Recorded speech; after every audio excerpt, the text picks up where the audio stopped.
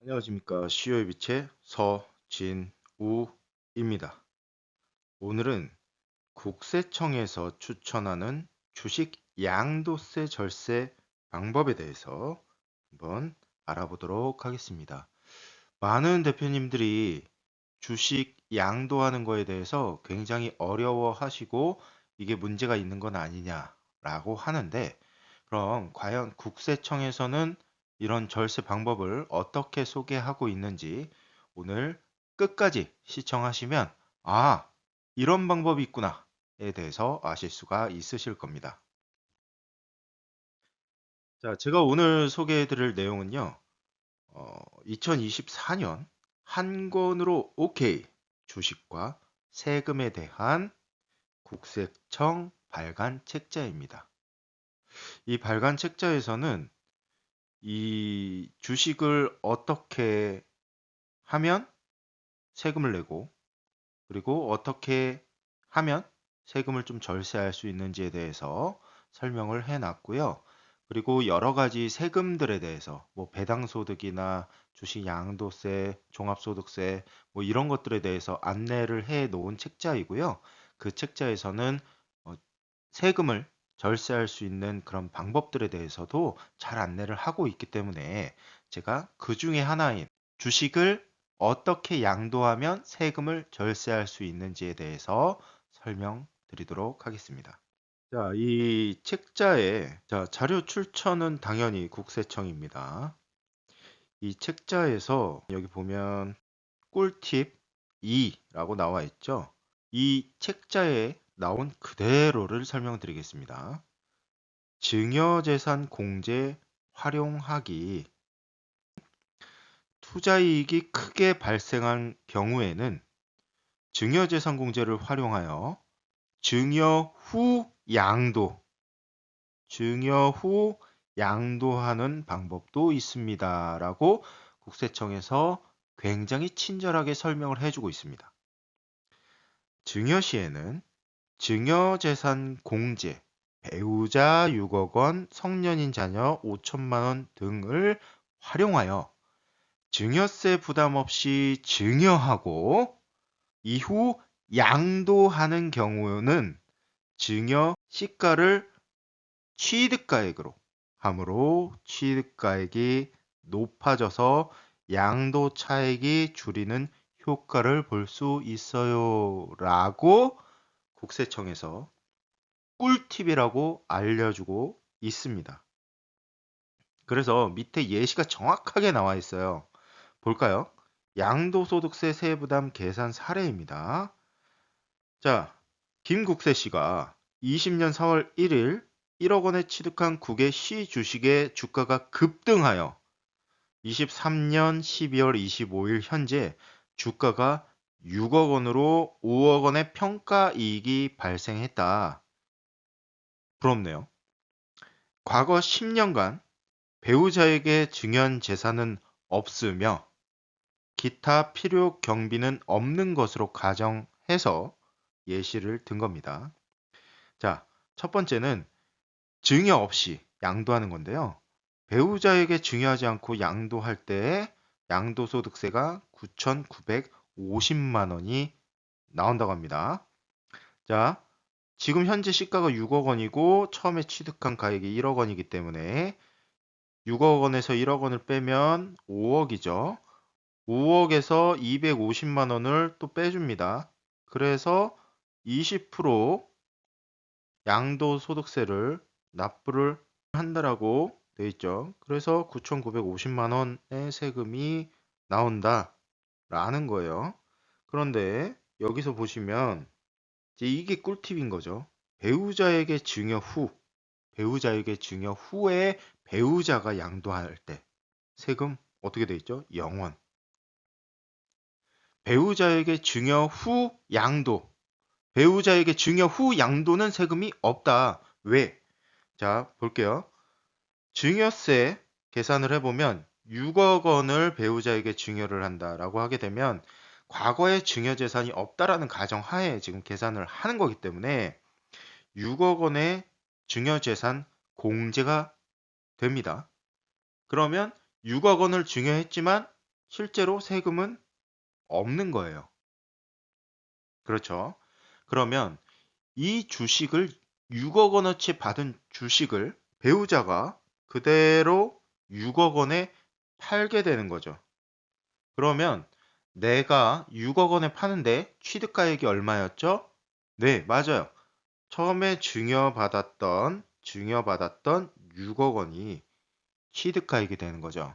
그래서 내가 파는 양도가액 6억에서 취득가액 6억 원을 빼니까 양도 차익이 얼마? 0원. 이렇게 되는 겁니다. 자, 제가 방송에서도 여러 가지 증여재산공제 활용하는 방법 여러 가지를 말씀드렸지만 대부분 대표님들이 이게 과연 안전할까? 뭐 등등등 많이 물어보세요. 그리고 실무자분들은 이걸 잘 모르다 보니까 이거 안 돼요. 뭐 이제 뭐 1년 있다 해야 돼요?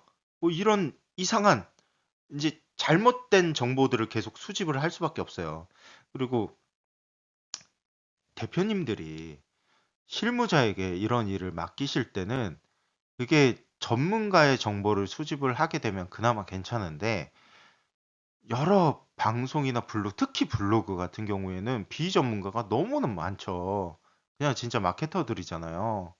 그러다 보니까 이런 부분들의 정보가 잘못 습득돼서 우리 대표님들이 실제로 손해를 보는 그런 경우가 발생을 하고 있습니다. 그래서 오늘 다시 한번 말씀드립니다. 자, 그러면 이 증여재산 공제를 활용해서 배우자에게 주식을 증여하고 양도하는 행위를 우리는 어떤 걸 볼 수 있을까요? 제 방송을 보시는 대표님들이 대부분 비상장 기업의 대표님들이시죠. 비상장 기업의 주식 양도는 바로 자사주. 네, 바로 이 자사주가 가장 많이 활용하는 양도 방법입니다. 왜 그러냐면 비상장 기업은 우리가 투자를 받을 수도 있고 아니면 외부에다가 파는 방법도 있기는 있어요. 그런데 일반적으로는 우리 비상장 기업의 주식을 사주는 회사가 많지 않죠. 투자 가치가 있어야지 투자를 해주는 거고 많은 그 개인 투자자 분들조차도 이게 어떤 회사인지 모르고 투자할 수는 없는 거거든요. 그러다 보니까 비상장 기업이 주식을 양도한다. 이게 2012년 4월에 법이 개정이 되면서 상장 기업만 할 수 있었던 거를 비상장 기업도 자사주를 할 수 있게 법이 개정이 된 거거든요. 이걸 아직도 모르는 분들도 계세요, 실제로. 그래서 제가 너무 답답해서 이런 방송, 기본적인 방송도 말씀드리는 거고. 근데 오늘은 국세청에서 알려주는 꿀팁이잖아요. 그쵸? 그래서 이런 부분들을 잘 아셔야 돼요. 그러면 예시를 한번 들어서 제가 한번 설명을 드려볼게요. 이런 회사가 있다. 예시입니다, 예시. 대표가 만주, 그리고 배우자가 주식을 만주, 자녀분이 5천주 해서 자본금이 2억 5천만 원인 회사인데 지금 현재 보충 평가를 해보니 시가가 25억으로 평가가 되더라. 이건 평가 방법은 다음 방송에서 또 한번 알려드릴게요. 이 책자의 그 평가 방법에 대해서도 설명을 아주 친절하게 해놨더라고요. 그래서 제가 상법만 가지고 얘기를 하는 것보다는 그 책자를 소개하는 게 더 나을 것 같아요. 그래서 자본금 2억 5천만 원짜리가 25억, 10배 정도가 된 거죠. 그래서 이거를 표로 한번 만들어 봤습니다.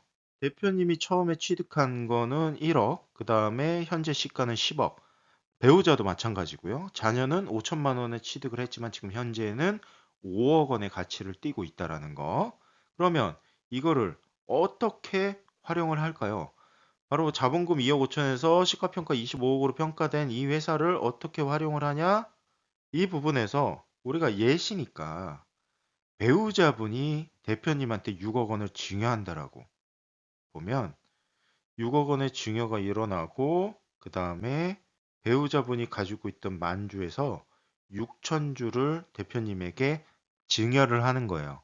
그러면 6억 원의 증여가 있고 6억 원의 공제가 되고 대표님이 받은 주식 6,000주는 시가로 6억 원으로 평가가 되어지는 거예요.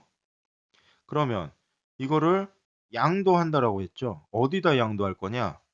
자, 보면 우리 대표님이 16,000주를 지금 보유하고 있죠. 어디다 양도한다고 그랬죠? 네, 법인에 자사주를 하는 겁니다. 자, 그러면 어떻게 변하냐? 대표님이 16,000주에서 6,000주, 6억 원을 법인에다가 양도를 하게 되죠. 이게 이거예요. 대표님께서 6억 원에 양도를 하는데 얼마에 받았죠? 6억 원에 받았죠. 그러니까 양도를 하게 돼도 세금이 얼마? 0원. 세금이 없습니다. 세금이 없어요. 이게 증여 후 양도에 대한 부분인데요. 이게 내년부터 시행이 될지 안 될지는 모르지만 올해 이제 개정세법이 나와 봐야지 알겠죠? 금투법에서 양도에 대한 기준, 이거를 기간을 1년을 둔다라고 했었어요. 그게 이제 2년이 연기가 돼서 2025년부터 시행이 된다라고 하는데 지금 정부에서는 금투법 없앤다. 뭐 여러 가지 상속세 낮춘다. 여러 가지 법안을 내놓고 있죠. 모르겠어요. 근데 중요한 게 1년이라는 기간을 증여 후 양도하는 그 사이에 1년이라는 기간을 왜 두냐? 저는 잘 모르겠어요. 그 1년이라는 시간 동안 주가가 많이 뛰어서 세금을 좀 낸다? 이게 그렇게 큰 의미가 있나? 조절이 가능할 수도 있고, 비상장 기업들은 조절이 가능하고, 그리고 해외 주식은 또 갑자기 1년에 폭락을 할 수도 있잖아요? 그러면 중요재산 공제를 쓴 게 손해보는 거잖아요. 이게 뭐 하는 짓이에요? 그렇기 때문에 이 증여 후 양도에 대해서는 지금까지 올해 2024년이죠. 바로 할 수 있습니다. 예, 바로 할 수 있어요. 물론 이 자사주에 대한 건 다음에 또 방송을 하겠지만 이 상법 절차 기간이라는 게 또 있어요. 그렇기 때문에 그 절차를 지켜야 되고 여러 가지 것들이 있지만 일단은 올해까지는 증여 후 양도에 대해서 세금 없이 할 수 있는 게 명확하게 있는 거고 내년부터 시행이 되게 되면 1년 후에 그러니까 증여받은 1년 후에 양도를 해야지 취득가액 인정을 받는데 그 법이 시행되지 않을 가능성이 굉장히 높다라는 겁니다. 그러면 올해도 내년에도 그냥 증여 후 양도를 아주 편하게 할 수 있는 거죠. 다만 이 모든 것들이 실질 행위여야 한다는 게 팩트입니다. 그렇기 때문에 제가 지금 이렇게 뭔가를 쓰지 않고 말하는 부분들을 잘 들으셔야 돼요. 그래서 대표님들 같은 경우에는 이런 증여 후 양도에 대해서, 자사주에 대해서 굉장히 활용을 많이 하실 수가 있기 때문에 이 법이 또 언제 어떻게 나쁘게 바뀔지 모르잖아요. 그러니까 빨리빨리 하셔야 되는 거예요. 예. 과세관청은요, 이런 법이 바뀌는 것 자체가, 법을 바꾸는 것 자체가 너무 절세를 많이 하고 있기 때문에 바꾸는 거거든요. 그러니까 자사주 세금도 10%에서 지금 일반 양도세로 바꿨고, 그리고 퇴직금에 대해서도 10%에서 20%까지 지금 세금이 올라와 있는 거고, 그런 것들. 주식가치 평가도 마찬가지고요. 그래서 이런 부분들을 잘 활용을 해야 된다라는 거예요. 빨리빨리. 그래서 다음 방송에서는 제가 기존에 좋았던 것들인데 지금 현재 굉장히 안 좋아진 그런 것들을 좀 방송을 한번 해보려고 해요. 그래서 오늘 방송에 대해서는 국세청에서 아주 친절하게 알려준 증여재산 공제 활용하기에 대해서 설명드렸습니다. 내일 목요일 날 세미나를 하는데 정헬기업연구소 세미나고요. 제가 2부 강의를 맡았습니다. 그래서 2부 강의는 우리 잉여금의 최고봉인 자사주에 대해서 설명을 드릴 거니까요. 이 세미나는 오프라인만 세미나를 합니다. 그래서 많은 대표님들 참석해 주시면 정말 도움되는 내용으로 다 준비했으니까요. 꼭 한 번씩 오셔서 들어보시면 좋을 것 같습니다. 오늘 영상이 도움이 되셨나요? 도움이 되셨다면 알림, 구독, 댓글, 공유, 좋아요 부탁드리겠습니다. CEO의 빛의 서진우였습니다.